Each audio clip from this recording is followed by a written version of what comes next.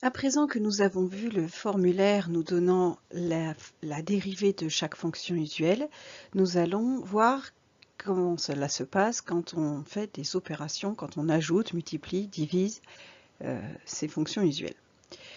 Donc commençons par le plus simple, somme et multiplication par une constante.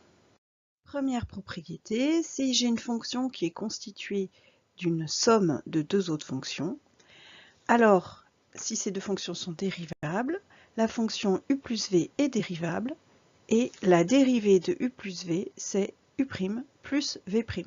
Autrement dit, je vais dériver séparément chacune des deux fonctions et je vais ajouter les dérivées. Ce qui intuitivement est assez facile. Exemple. Si j'ai une fonction f définie sur R par f de x égale sinus x plus x puissance 4 plus 12. Je remarque ici que j'ai f qui est faite de la somme de trois fonctions usuelles, la fonction sinus x, la fonction x puissance 4 et la constante 12. Donc pour dériver f, je vais dériver sinus x, je vais dériver x puissance 4, je vais dériver 12 et je vais ajouter les 3. Ce qui va me donner la dérivée de sinus x d'après mon formulaire est cos x. La dérivée de x puissance 4, c'est une fonction de la forme x puissance n avec n égale 4. Donc d'après la formule de mon cours, la dérivée de x puissance n, c'est n fois x puissance n moins 1. Donc la dérivée de x puissance 4, c'est 4 fois x puissance 4 moins 1, ce que j'ai marqué ici.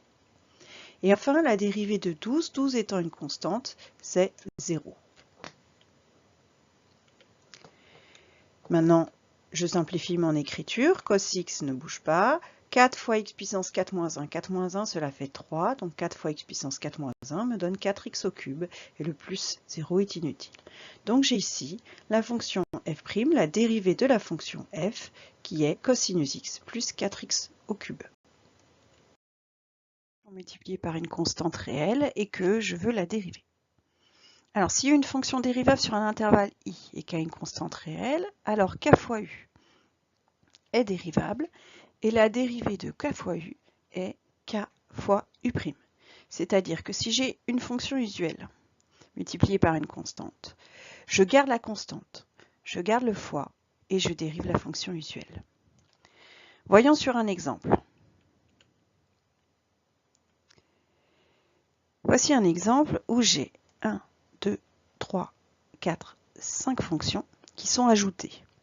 Donc comme nous avons vu précédemment, nous allons dériver chacun des termes et nous allons ajouter les dérivés. De plus, sur la plupart de ces termes, nous avons une fonction usuelle, ici x puissance 4, qui est multipliée par une constante 3.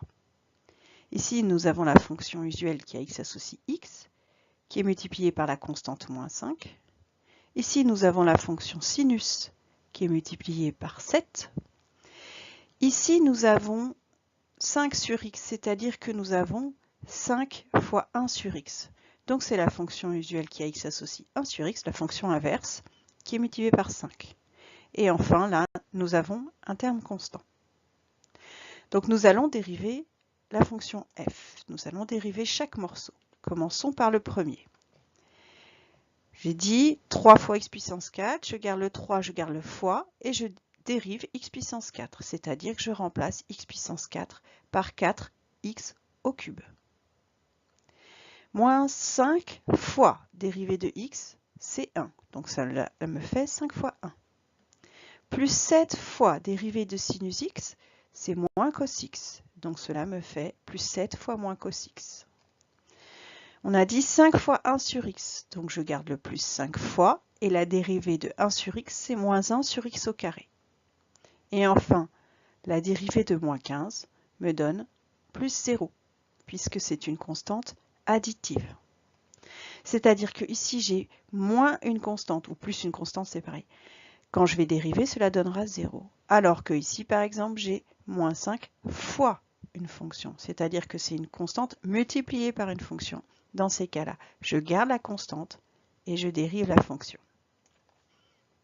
À présent, je vais simplifier mon expression. 3 fois x au cube, cela me donne 12x au cube. 5 fois 1, cela me donne 5. 7 fois moins cos x, cela me donne moins 7 cosinus x. Et 5 fois moins 1 sur x au carré, cela me donne moins 5 sur x au carré. Le plus 0 disparaît. Voici la dérivée de la fonction f